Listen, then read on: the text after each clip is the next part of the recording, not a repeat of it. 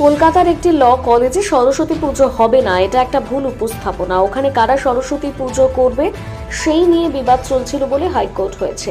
ওখানকার যিনি অধ্যক্ষ তিনি বিভিন্ন চ্যানেলে বিজেপির মুখপাত্র হয়ে বসেন। একটা অন্য ধর্মের মানুষ নিয়ে বলেছেন আরে সে তো সরস্বতী পুজোর আরাধনা করে, তাই এই ঘটনাকে একটা ভুল ব্যাখ্যা করা হয়েছে।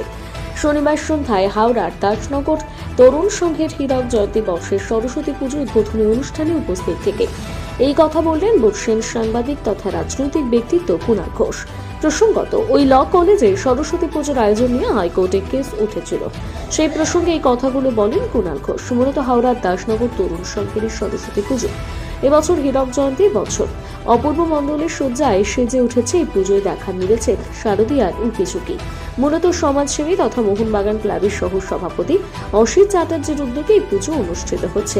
তিনি জানান, সমাজসেবা করাই তার মূল লক্ষ্য। এই ক্লাব বহু বছর ধরে নানা সোশ্যাল কাজ করে চলেছে। এই অনুষ্ঠানে উপস্থিত ছিলেন মন্ত্রী মনোজ তিওয়ারি, বিধায়ক মদন মিত্র, মোহনবাগান ক্লাবের সচিব দেবাশিস দত্ত, অভিনেত্রী তনিতা চ্যাটার্জি, শিবপুর ব্লক তৃণমূল কংগ্রেসের সভাপতি মহেন্দ্র শর্মা সহ অন্যান্য বিশিষ্ট ব্যক্তিরা।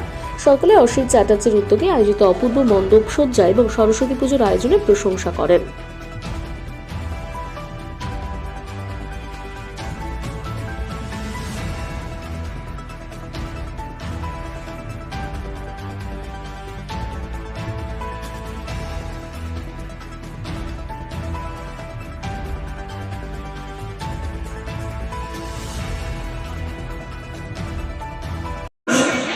সব সময় ওনার ডাকে আমি কখনো না বলি না। যত আমার আজকেও তাই, শুটিংয়ের মধ্যে ব্যস্ততার মধ্যেও আমি ওনার ডাকে সবসময় সাড়া দিই, কারণ উনি খুব ভালো একজন মা করলেন এবং সত্যিই সে বাজেট নিয়ে যা বলার বলে এসেছি আমাদের তরফ থেকে। ডক্টর অমিত মিত্র বলেছেন, সেটাই আমাদের দলের পূর্ণাঙ্গ অবস্থান। এর বাইরেও যদি কোনো প্রশ্ন থাকে সেগুলো আমি অলরেডি সেগুলো সব বলে এসেছি। ফলে উনি এখানে দাসনগর তরুণ সংঘ অত্যন্ত সুন্দরভাবে, বর্ণময়ভাবে, আন্তরিকভাবে তারা মা সরস্বতীর আরাধনার আয়োজন করেছেন। মণ্ডপ সুন্দর, থিম তো অপূর্ব, এবং একটা মানুষ যেন মানত করে যে এটা চাই, একটা প্রার্থনার ব্যাপার থাকে, সেটাকে থিমে কনভার্ট করেছেন এনারা।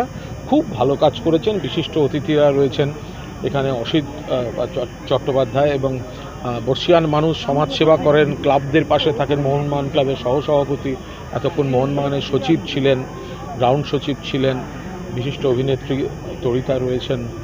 ফলে সবাই মিলে এত এক বড় পুজো, খুব সুন্দর আয়োজন হয়েছে এখানে। মেলা যে এত একদম বাজে জিনিস, ভুল রিপ্রেজেন্টেশন হয়েছে। হাইকোর্ট কী বলেছে তার মধ্যে আমি বলবো না, আমি শুধু এইটুকু বলছি, ওখানে সরস্বতী পুজো হবে না এটা ইস্যু নয়, এটা একদম মিথ্যা রটনা হয়েছে। কারা করবে, যেরম হয় কলেজে এই ডে মর্নিং অমুক অনেক কলেজে থাকে না, বা এরা করবে না ওরা করবে, এই নিয়ে একটা বিবাদ বিতর্ক ছিল। এবং সেই কলেজের মাননীয় অধ্যক্ষ তিনি বিভিন্ন চ্যানেলে বিজেপির মুখপাত্র হিসেবেই তিনি বসেন। ফলে তিনি একজন অন্য ধর্মের ছেলেকে কাঠগড়ায় তুলে বলেছেন আরে সেই ছেলেটা অন্য ধর্মের হলেও সে সরস্বতী পুজো এগুলো সব আয়োজন করে। ফলে এটা নিয়ে যেটা হয়েছে একেবারে একটা ভিত্তিহীন কথা হয়েছে। এগুলো নিয়ে যা বলার সব বলে এসেছি আমি। এই পুজো প্রাঙ্গণে দাঁড়িয়ে সেগুলো আমি বলবো না। দাদা, স্টুডেন্টদের প্রতি কি মেসেজ যাবে আগামীকাল বাগদেবী পুজো? সবাই মিলে এখানে একদিকে যেমন এটা মানে মা সরস্বতী মানে তার লেখাপড়া, মেধা, শুধু লেখাপড়া তো নয়, তার সঙ্গে শিল্প সংস্কৃতি, গোটা ব্যাপারটাই। হ্যাঁ, ঈশ্বরের মন্ত্রিসভায় তিনি শিক্ষা এবং সংস্কৃতির মন্ত্রী। হ্যাঁ, মা সরস্বতী।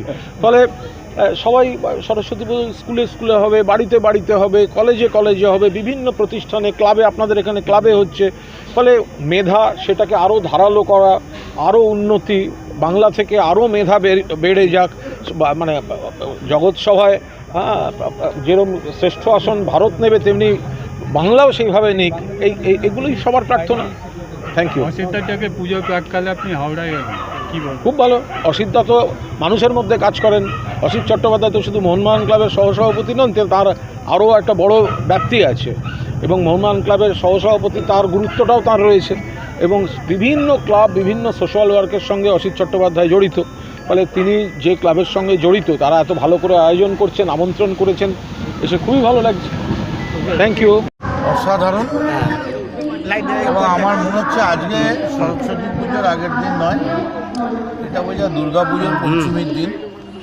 কালকে ষষ্ঠীর বোধন, কারণ যে আড়ম্বরে, যে বিরাট রূপে এখানে অসিত চ্যাটার্জির নেতৃত্বে ছেলেরা, মহেন্দ্র আমাদের পরিবার সঙ্গী, যেভাবে তারা পুজোটা করছে এবং যেভাবে সব ওই মায়েরা এসে বোনেরা এসে মানসিক করে করে কাপড় বেঁধেছেন, এই সরস্বতী পুজোটা দাঁড়িয়ে মনে হচ্ছে যে আমি দুর্গাপুজোর মণ্ডপে দাঁড়িয়ে আছি। রিয়েলি আমি বলছি যে আমি অভিভূত, আমি নিজে ভাবতেও পারিনি, অনেক দেরি হয়েছে, এর জন্য আমি লজ্জিত। আমি চাইবো বাংলার মানুষ আসুন, হাওড়ার মানুষ আসুন এবং সবাই মিলে দেখুন যে একটা সরস্বতী পুজোকে কেন্দ্র করে কত হাজার হাজার লোক, লক্ষ লোক তারা এক জায়গায় আসছে। আমি অসিত চ্যাটার্জিকে কংগ্রাচুলেট করছি এবং আমি মনে করি যে তাকে একটা অ্যাওয়ার্ড দেওয়া উচিত তার কাজের জন্য। দাদা কি ওম শান্তি, ওম শান্তি, ওম শান্তি। কিরকম লাগছে?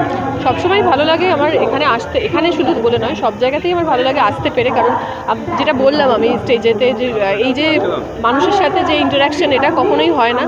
টিভির মাধ্যমে ওরা দেখতে পায়, আমরা দেখতে পাই না, এই আসলে ভালো লাগে। এবং আজকে এখানে এসে দাসনগরের তরুণ সঙ্গে এসে খুব ভালো লাগছে, কারণ মণ্ডপসজ্জা দেখে আমি অবাক, কারণ এত ভালো সরস্বতী পুজোর প্যান্ডেল, এরম মণ্ডপসজ্জা আমার সত্যি খুব ভালো লাগছে। ওদের থিমটাও ভীষণ ভালো, ভীষণ ভালোভাবে ভেবেছে ওরা। এত ব্যস্ততার মধ্যেও কিভাবে অভিনয়ের চরিত্র নিয়ে? না না, ব্যস্ততা থাকলেও এইগুলো তো এই সময়গুলো তো হয়েই যায় এবং বার করতেই হয়, সেটা শত। আর অসিতদা আমাদেরকে ডাকলে সবসময় ওনার ডাকে আমি সাড়া দিই, কারণ উনি খুব ভালো একজন মানুষ এবং প্রচুর, ওনার মনটাও খুব ভালো এবং কাজও প্রচুর ভালো করেন। এখানে সরস্বতী পুজোর নস্টালজিয়া কি হয়ে যাচ্ছেন এখানে?